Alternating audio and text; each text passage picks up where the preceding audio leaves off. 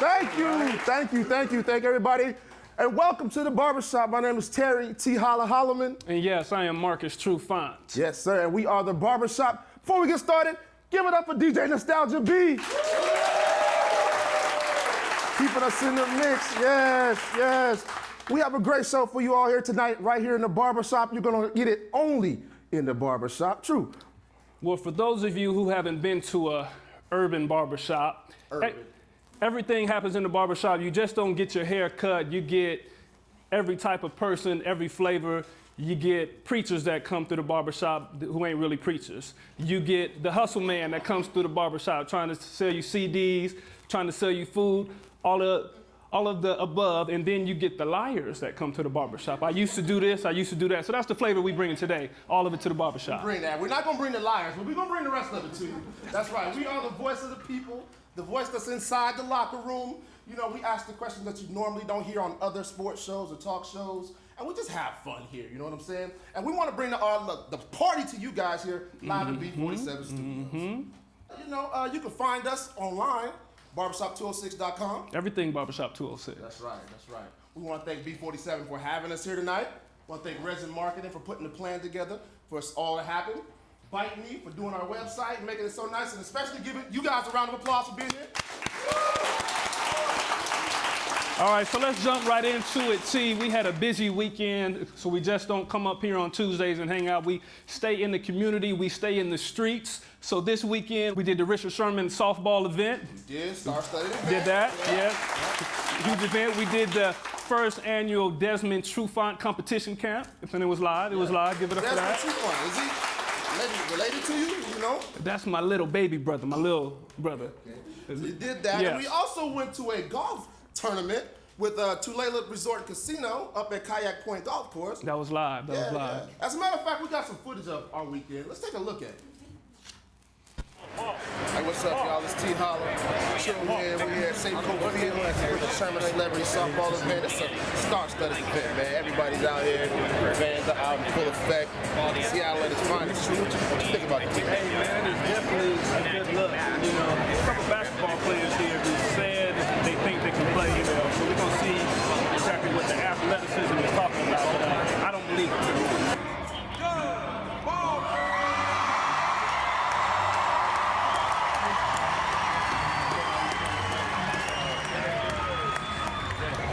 Let me see you do a left. Russell.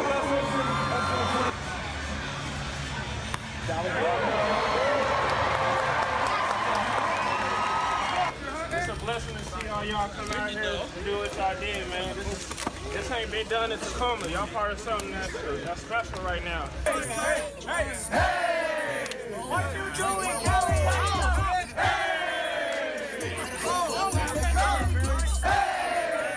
The Barbershop is here again at Kayak Point Golf Course. Terry, how do you feel about what's going on? They got breakfast out here. They got some good breakfast. They got sausage, ham, turkey, potatoes.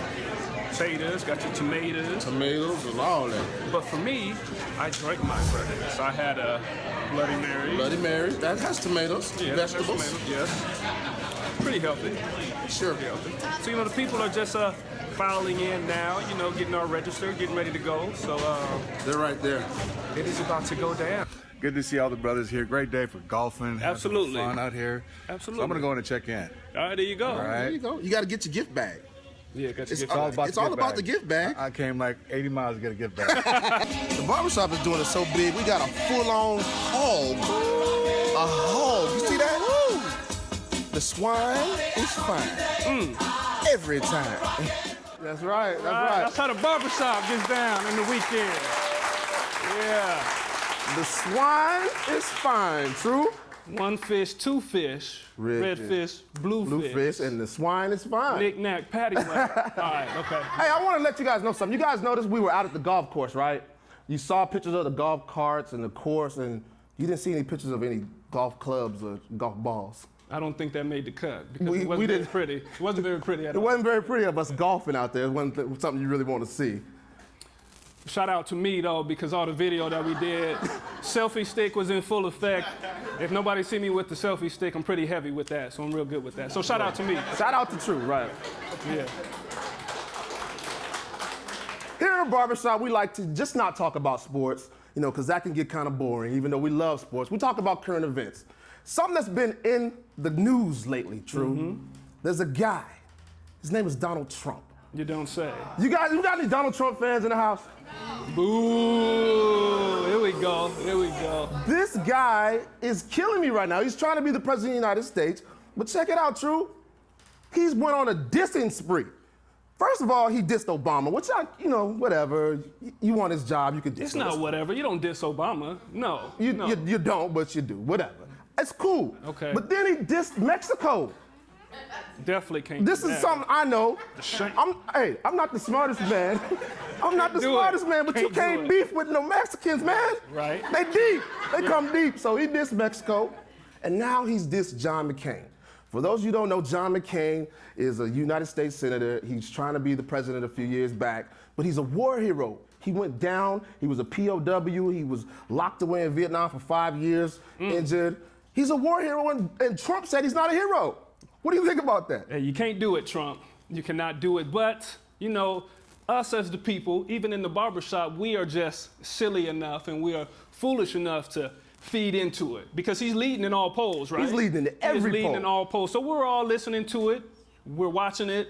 And I guess people are in his corner because he's saying all this craziness. So I guess we can just blame ourselves. It's on us. I'm not blaming me. So we are stupid. Everybody, we're stupid in here right now. I'm saying this. If he's going to be the president, how are you going to be the president and you going to negotiate with Iran about some nuclear missiles and you got your hair looking like a peeled back corn on the cob? Not a good look. Not a good look. It's not a good look, Not man. a good look. Not a good look. What else is going on in the news, True? Yeah, we got a lot going on. Let's see. Do we got any boxing fans in the room? Boxing fans? Okay. All right. Ronda Rousey, she won the ESPY this year. So, there was a little beef between her and Floyd Mayweather. And she came out and said, what does it feel like to be beat by a woman? Yeah, I wonder how Floyd feels being beat by a woman for once. Ooh. Yeah.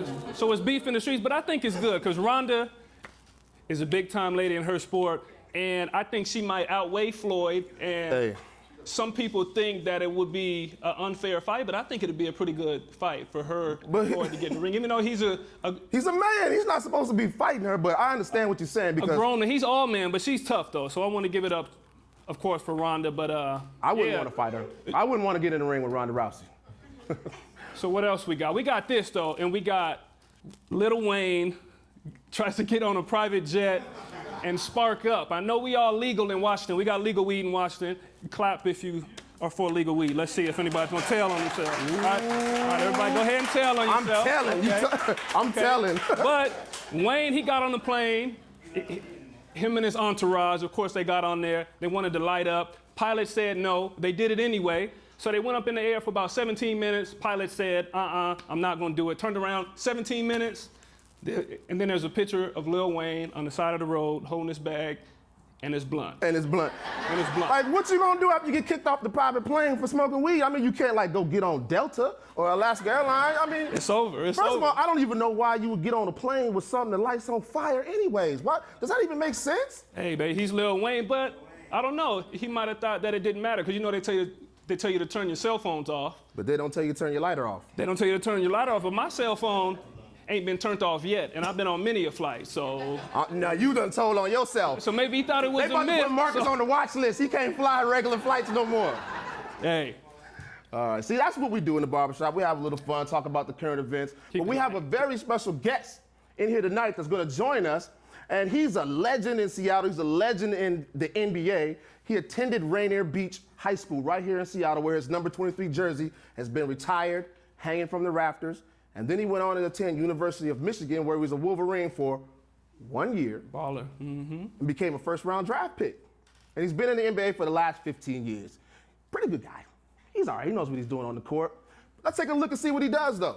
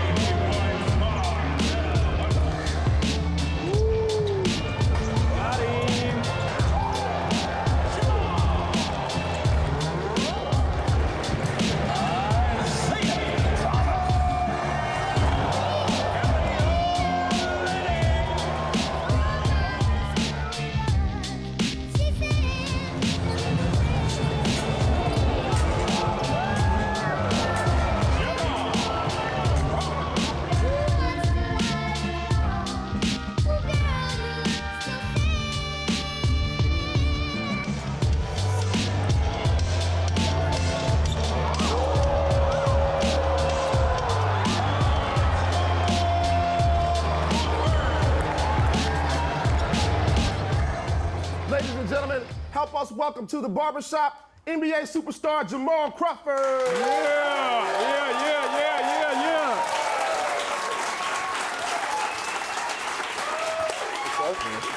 What's up, brother? Sit on down. Yeah, sit on down there, sit on down. First of all, Jamal, welcome to the Barbershop. Thank you for joining us here tonight. Thanks for having me. I appreciate it. Right on. Well, let's jump right into it. We told you we're going to have you here in the shop and we're going to pull no punches. We're going to let it fly, man, from the start. Let's do it. Let's do it, man.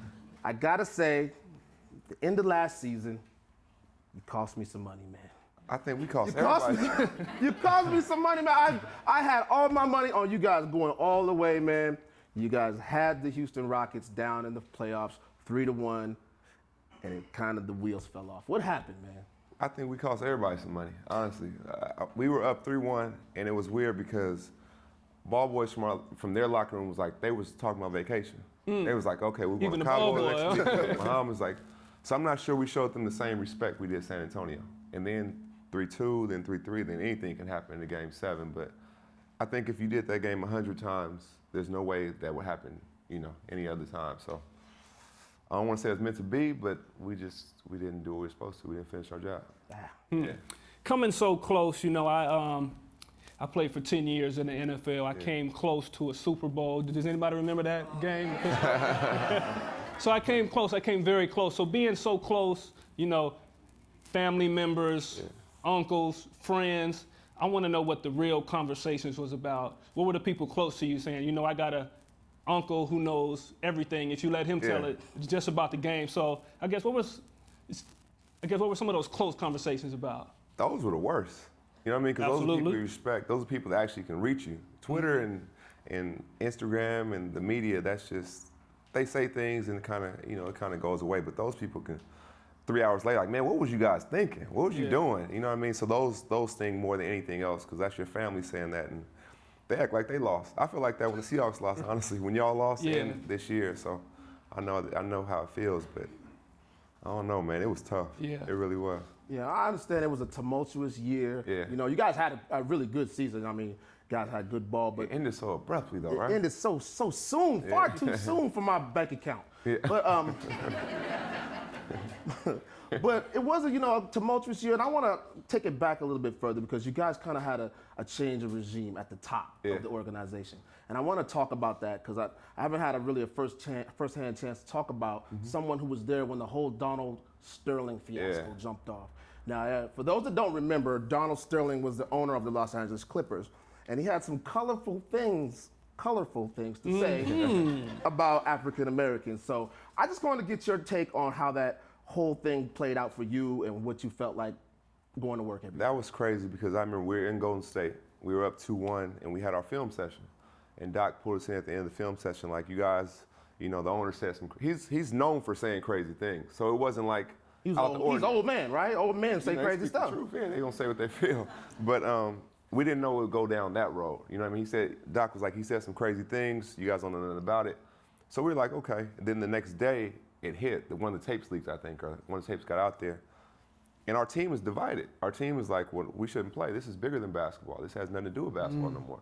I'm getting phone calls from Q-Tip. You guys know Tribe Called Quest, obviously. Right. Tribe, old school hip hop. Yeah.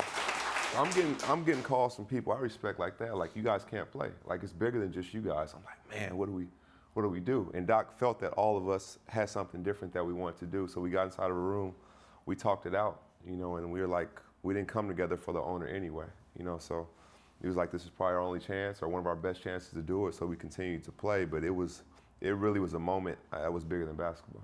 Yeah. Well, I guess to piggyback off that question, this is the Barbershop. It's the Barbershop. So I want to keep it real. So if you were to sum that up and you had to give one quote about that situation, I'm going to listen to your quote, and I'm retired now, so I can say whatever. You can say whatever you want. I won't. What they gonna do to you? Yeah. What are they gonna do to me? So you say your quote, then I'm gonna translate for you exactly what you're saying about that situation. All right, so go ahead. In one word? You can give us a few sentences. Just a little quote about it. It was just a terrible situation from the standpoint, like, we're professional athletes, so if you want to work on your jumper, you can go get 1,000 shots up. If you want to work on your handle, you can dribble around the trail. There was no, guide for that. You know what I mean? We didn't know how to deal with that. Obviously, Muhammad Ali and Jim Brown, those guys dealt with it back in the day, Bill Russell. Right. But for us, there wasn't like a pamphlet like, if this happens, you deal with this. And we just try to do it the best we could. Now go ahead and translate that. Translate that, True. Translate that to the real Jamal Crawford, what he really wants to say to the owner. Let's see. That was some BS you had us through, huh? That was yeah. He translated for himself. Yeah. You know, we can't say curse words, so okay. You're treating us like you're better than us. You, mother, bleep, bleep, bleep. Oh, you did cuss. Right, yeah. Bleep, bleep. All that we do for you, and then you're gonna treat us like some field bleep, bleep, bleep, bleep. Yeah. But I'm gonna keep my cool because it's bigger than you, and I already rapped with Doc, so we gonna come together as a squad. Give me a pound. And then we gonna make it happen. There we go. Hey. All right. How you guys like the translation? That worked? That was all right? Okay. I didn't want to get too vulgar. There's kids in here. My daughter's in here. You did very good. You did very good. I'm very confident I'm going to be on SportsCenter tomorrow. Nah. That's cool. Again, pulling no punches, Jamal. Right now, you are playing for the Los Angeles Clippers. Right now. Right now. Yeah. Exactly. So, reading up and seeing what they're saying out there in the media and in the press, there's some contract disputes or some discussion about Jamal Crawford possibly not being a Los Angeles Clipper. Right. What is your thoughts on everything that's going on with the organization and where you stand with them today? We being honest, right? It's amazing to me how my name is always in trade rumors in LA. Like the last 2 years, I've won $6 million a year. The first year I finished second, I should have won it.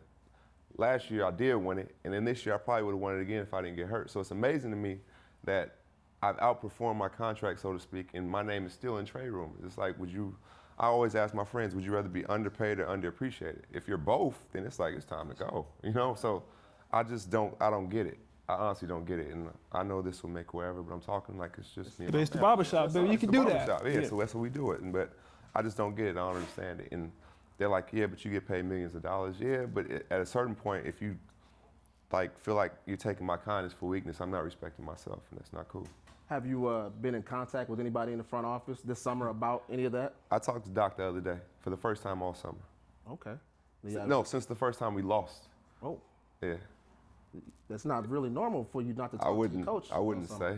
Yeah, okay. And I would think, and I know he's not the type that check up on guys in the summer, but the fact that, like you said, my name's out there every day. I'm wherever, Subway, the bank, wherever, 5 different people. You getting traded to the Cavs? You going to Miami? I'm at a concert and somebody texts my nephew we're getting Mo, we're going to Miami. And we all got this at the J. Cole concert. We all lost service, so everybody's panicking are we going or are we not? So somebody had to walk outside just to find out if it's true or not. That's ridiculous. Right. Yeah. You know about that kind of thing, don't you, Mark, when it comes to dealing with contracts and the front office? Absolutely. That's what I was going to talk about. As my career started to wind down, I think we're close in age. I think you got me by a little bit. I stopped counting after 21. Right, yeah. So I'll be 35. Yeah. Just as far as the politics and how it works in the NFL, I know how it goes in the NFL. It's a young man's game and this and that, and as you get older, you really can't do the same stuff because it's a pretty physical game. But I always say, you got that young man's game. You still got that and one kind of street ball feel. So just let the people know, just kind of bring them into the life of a basketball player. What's some of the politics that you guys go through? I think it's just, like you said, it's always, if they invest in a person, whether it's a first-round pick or whether they pay a person a bunch of money, they're going to play that person just so they look right, like they made the right decision bringing this person in, if you're better than them or not. So when you have the power of the pen or the power of the front office, you can make whatever move you want and find ways to justify it. You know what I mean? But I've always said you're as good as your peers think you are. You know what I mean? How many Pro Bowls you make? 1. You probably could have made 5. You know what I mean? Maybe, but if you ask your peers, they would say, truth's the truth. Right. You know what I mean? But it depends on who they want to put in or who they were pumping up that year. And it's bigger than basketball. Sometimes they want to make money for, certain guys bring in more money. People want to see them, so they may put them out. I got you. Yeah. Well, I'll tell you like this, and I probably speak for everyone that's in here and everybody that's watching at home, that we sincerely hope it works out for you because you guys have a building an incredible squad there in Los Angeles, and I think you are a credible catalyst for that entire team. You guys agree with me there? I appreciate it. Thank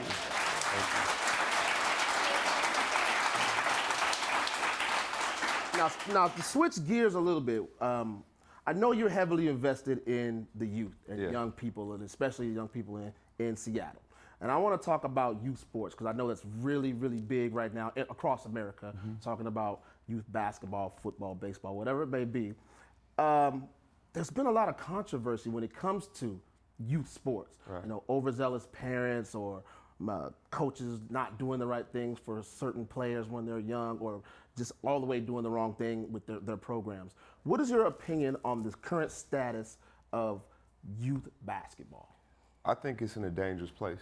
And I say that because when I was coming out, it was big just to go Division I. You know, watching Jason Terry and Doug Christie, if they went Division I, that was like making it to the NBA. Since I've been in the NBA, I think like 15 guys from my area have been to the NBA. And I think that's positive for kids to dream, but then they start getting unrealistic goals and thinking they're just going to be in the NBA just because, you know, and the parents are dangerous. They're pushing their kids, they're cussing out coaches, they're transferring schools, they're doing anything they can to see their child get ahead, or so, you know, in their mind, get ahead as far as thinking they're closer to the NBA. And I mean, now it's a worldly game. You know, people, when I was coming out, I was just in the country. You know, basketball is big, but now it's China and everywhere else. All Looking over at the first round, and they got guys coming from Australia, guys that have really kind of just started playing basketball, and they won't play in the NBA for like 3 or 4 years. Is that what I'm hearing? Exactly. And all these kids dream about making it to the NBA. It's so hard. You know what I mean? Like, you have to be blessed, you have to work hard, you have to be lucky. It takes all that to get a chance, and even if you don't make it, you can still be successful. And I think that's what needs to be, you know, driven home to these kids. Right. And, you know, I said I wasn't going to do it, T, because we might run out of time, but I want to ask what you think about kids who only play one sport, because now they got kids that play sports all year round. You do basketball all year round. Yeah. You can do football all year round, or you can do baseball all year round. And me personally, I tell kids that they shouldn't do that. I tell them you should play every sport you can until the sport chooses you. So I guess as a basketball player, what would you say to those young basketball players that think they go into the league and they don't want to play no other sports except basketball? Yeah, I think you should play everything. Like, my wife is like, no, like, my son loves basketball, and we all know that, and he's really good, but she's like, no, you're gonna play soccer, you're gonna do swimming, you know what I mean, you're gonna do karate. Right. Just to be well versed and well balanced. Like, I played football, and I wasn't obviously Uh-oh. I had hands What? off. Okay, I had hands like this. Yeah. So I played football, I played baseball, but basketball is more natural to me. Right. And I just stuck with it, but I had at least, you know, kind of diversified and went over here, went over there, and I appreciated more because of it.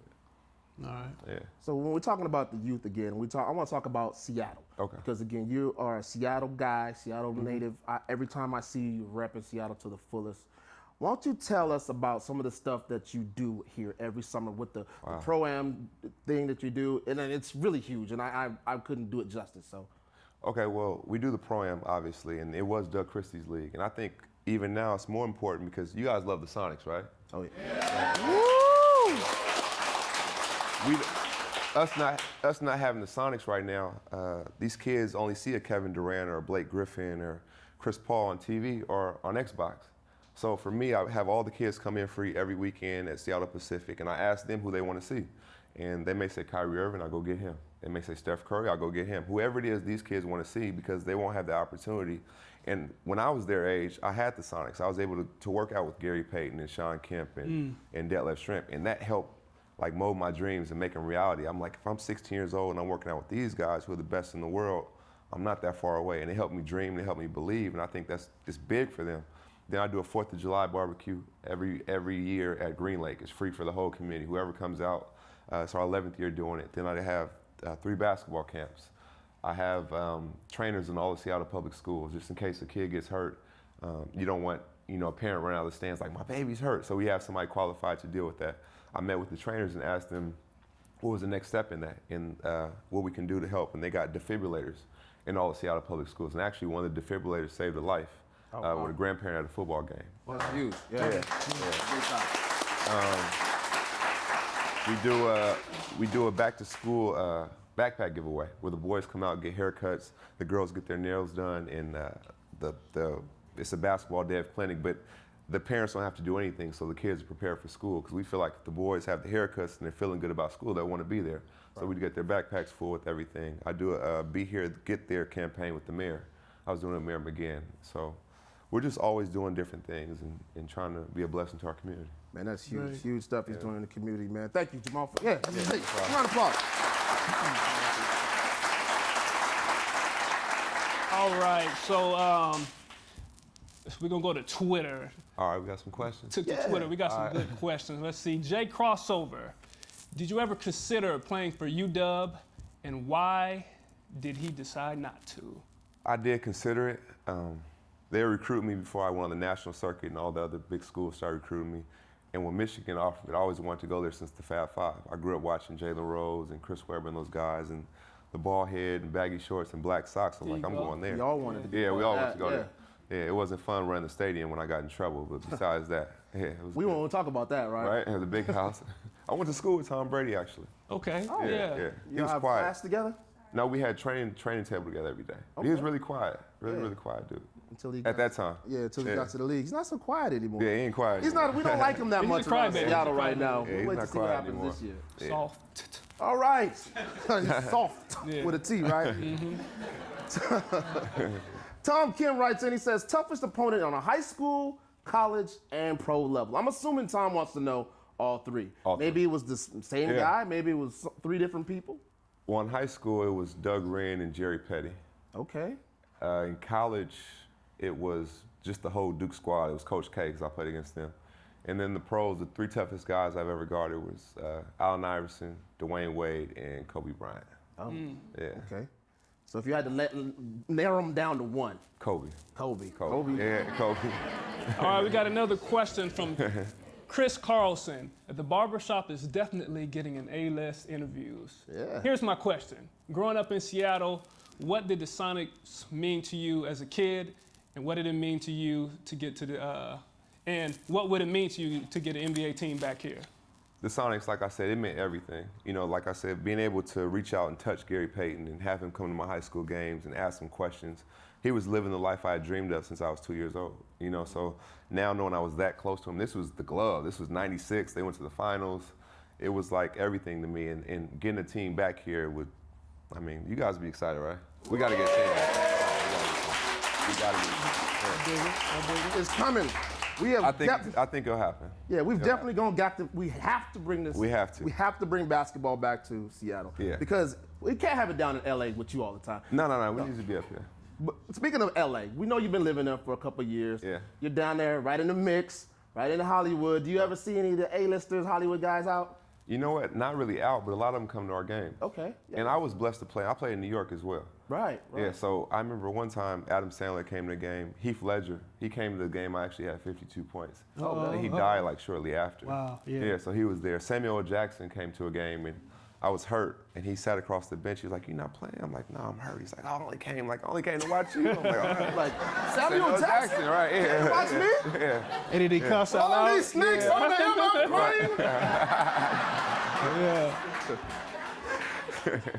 Now, I was wondering, since you were in Hollywood, if anyone ever mistook you for anyone that's famous, like a Hollywood celebrity superstar. Nah, I don't get that. But just like walking around is different. Yeah, You'll go to a Subway or something, and TMZ may be there. Right. Yeah, and that's different. Like here, that's Jamal. He grew up here. It's different. But I'm like, I go in a grocery store and buy some water or whatever, and people are like, "Oh no, take pictures." Yeah, I start getting hot. And they know it's Jamal Crawford when they see you? Yeah, they do. Are you Yeah, sure? You sure they think it's Jamal? Yeah, I'm sure. Okay, because I heard a rumor that you kind of look like somebody. Really? Yeah. Oh. Bad picture. No. That's pretty close. Did we give him some hair and some Vaseline on his face? Shine him up, he might be asking you for direction to Hotel Rwanda. Y'all got jokes on the barbershop. Oh man, yeah. All right, I like it. So let's you talked about your youth, growing up, being able to touch Gary Payton and people like that. But I did some research. I did a little intel and went back to your past. I talked to a buddy of yours. You know Nate Burleson, right? Yeah. Okay, yeah. He said you guys grew up together. You guys used to play sports at his house all the time. At his house all the time. He talked about the stuff he used to eat. What'd he say? He said you used to eat top ramen every day. All the time, right? Every day. I ain't had top And ramen watch, in a minute. and what did you watch? Yeah, and he used to watch Come Fly With Me. Michael Jordan. Michael Jordan, Come All Fly the With Me. time. Everybody else wanted to go outside and you'd be sitting right there trying to watch Come Fly With Me. But I want to talk about the top ramen because me, myself, and a couple of my buddies, we tested out some top ramen. We did our research and we think we're pretty good. You know, we're top ramen connoisseurs now. So, Okay. you know, we've, When'd you add the seasoning? Let's I got a video. take a look. I got a video. you got a But video. after we watch the video, I want to get your take on it because Okay. I know you're a specialist in this All right. department. All right. Roll it. Ready now? No, we gonna lay about 20 more seconds. That's still kind of done. crunchy, You're right? gonna have to give everybody a little bite. I'm not eating that. Now, if he put some of that Louisiana Crystal hot sauce on Okay. it, you know what I'm saying? Cut him some hot dogs up, put him some Him and these damn vegetable hot soup dogs in and it. You got a real meal. So I want you to break it down for us, Jamal. As a young kid, how did your top ramen look? What did you put in it? And what did it do for you as a youth? I think I let it cook a little longer than that. Okay. Wait, actually, I'm gonna tell you about what he did, because I made some before that. I had my daughter's birthday party, Okay. and she had a slumber party, and there was about 8 girls over there. And so I made a big pot of top ramen, but it was like 8 packs, and it kind of came out like spaghetti. I Yeah. cooked it a little too long. I overcooked it. And the young man who was cooking in this video, he only cooked it for about 2 minutes. Yeah, it's a quick thing. Yeah, it's so- a quick thing. But I put the seasoning in while I'm cooking it. Then I still want another one of those seasons after it's out and put it in, so it gets that flavor. I bring my pen. I need to Yeah, write right. that down for next. Both of y'all do it wrong. How you doing? Man, let me tell you, you got to you drain the water all the way out. You gotta drain the water. Drain That all goes the without water saying, out. though, Nah, right? you gotta have a little drink- juice. no, a little... no juice. Put some. I put butter and milk. Whoa. Butter and milk. Hold up. Where you live at? We're not gonna talk about that. We're gonna talk about butter and milk. Snohomish. He lives in Snohomish, so that answers that whole breakdown. Oh, got him. I wasn't born in Snohomish. Yeah, what? Now you take some butter and milk and put it in there, and you put the sauce in there, and you might put a little Parmesan cheese in there. true, that's- you Crown, got what we think about Alfredo. Nah. Ramen Alfredo. That's kind of country. That's It is a little country. I am country. I'll let you know that. Well, I got something for both of you guys. Since you wanted to come with surprises, I got a surprise for both of Okay, you all guys. right. Hold on. We ain't wrapping up, are we? Oh no! Okay, I'm about to say, we're not Let's rapping. still go. We got you all day, brother. Making sure, We making sure. got you. We got you. All right. You are very competitive. Mm-hmm. I know this. I know you're Yeah. very competitive. Yeah. They're hoop here?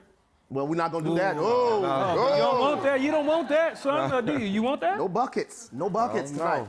I want to ask you, True, 5 basketball questions to see if you can answer them right. Then I'm gonna ask you 5 football questions. All right. All right. You guys ready to do this? Let's do it. All right. Yeah. Let's do it. Yep. Question number 1, Mr. Trufant. Okay. Who is the leading NBA rebounder of all time?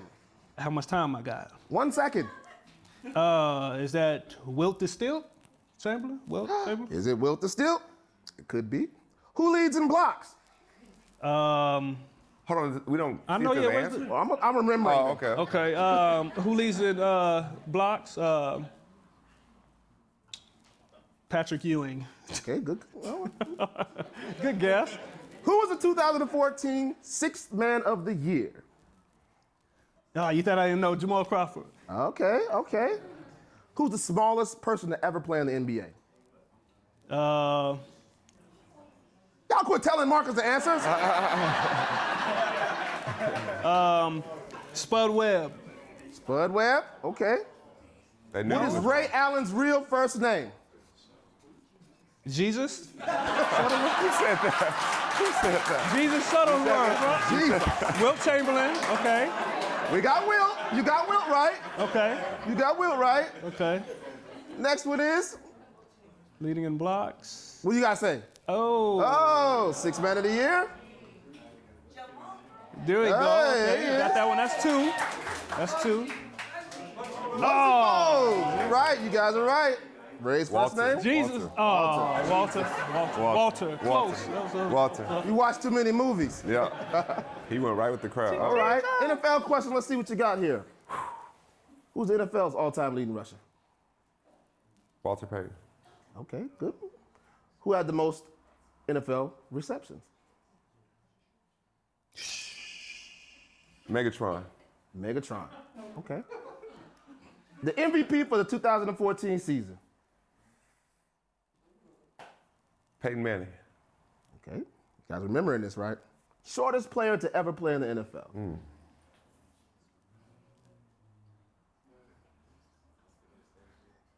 About to say Marcus' brother, ain't I know. The guy that played for, he's a running back. He played for Baltimore. Okay. Jones Drew. Oh, Jones Drew. Jones Drew. Okay, Yeah, they both that's a out. good call. The first season in the NFL for the Seattle Seahawks. I wasn't born. You don't know that? You might have been. Oh, baby, the 12's gonna be on your head. They gonna kill me. Know that one. I wasn't born, so it got to be 78. Okay. Wrong. I'm just giving you the business. Ain't no mercy in here. It's the Barbershop, baby. NFL's all-time leading rusher is Emmitt Smith. Oh, Smith. man. I forgot about Most receptions. Oh, Jerry, how could you not get Jerry right? oh for it. I everything. thought you meant so last far. year. In ever. Oh, okay. Aaron Rodgers was the MVP 2014, shortest player. Soapy Shapiro. Soapy. You don't remember good old Soapy? 5 foot nothing. You don't remember Soap either. I sure don't. But Who was next? the first year of the Seahawks, 76. We gotta get her a T-shirt I before was 2 she years leaves. off. I was 2 years off. I knew I wasn't born yet. I know. Well, I That was the couldn't come on goose show. egg, though. We're not gonna talk about that. He didn't get that. No, we You should get not a noun and Yeah, question we good. right. We good. Yeah. We have to bring you back so you can Yeah, get some more that's questions, right? I set that up for the second go round. Very good. Well, we are going to wrap you up now, Jamal. We want to say thank you for joining us here in the Barbershop. Please come back and join us anytime you're in town, my man. Everybody give it up to. Give it up. I was gonna ask you if they had any questions. That's why I said we wrap it.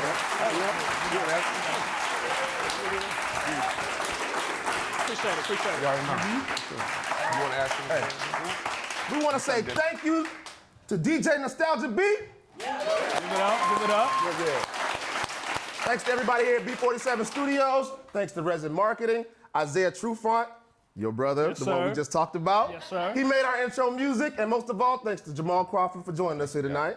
And and we want you guys to follow us. Everything is Barbershop 206, the Twitter, the Instagram, it's everything. And next week, we have a little something special. We caught Mr. Russell Wilson on a little interview, so look out for that next week. And amen. Only in the Barbershop, everything Barbershop 206. And every show that we have on here, you can find it at barbershop206.com.